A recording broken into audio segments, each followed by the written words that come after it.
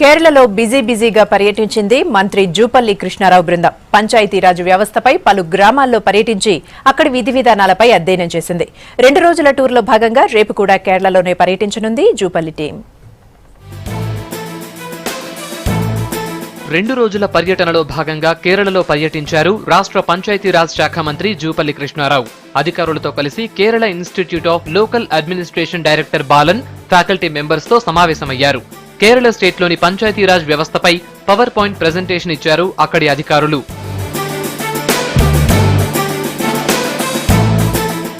తర్వాత త్రిశూర్ జిల్లా వెంకటంగు గ్రామ పంచాయతీని సందర్శించారు మంత్రి జూపల్లి కృష్ణారావు. కమిషనర్ నీతుకుమారి ప్రసాద్, గ్రామీణాభివృద్ధి శాఖ అధికారులు వెస్లీ, శేషాద్రి ఇంటింటికి తిరుగుతూ ఓపెన్ వెల్స్, టాయిలెట్స్, బయోగ్యాస్, మంచినీటి సరఫరా, డ్రైనేజీ వ్యవస్థను పరిశీలించారు.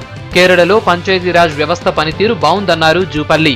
రాష్ట్రంలో గ్రామీణాభివృద్ధి కోసం తీసుకుంటున్న చర్యలను కేరళ అధికారులకు వివరించారు. తెలంగాణ ఉద్యమం, ప్రభుత్వ పాలనపై అక్కడి సభ్యులు జూపల్లిని అడిగి తెలుసుకున్నారు. By achieving this Telangana state,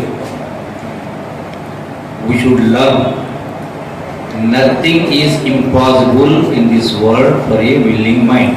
But many parties in their manifestos they say many things. But once coming to power, none of the parties could implement their agenda.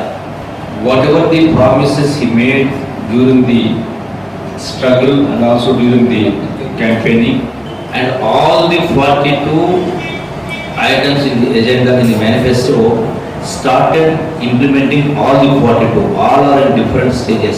మొదటి రోజు టూర్ ముగించుకున్న జూపల్లి బృందం రేపు ఎర్నాకుళం జిల్లా పంచాయతీ, ఒట్టపాలెం బ్లాక్ పంచాయతీలను పరిశీలించనున్నారు.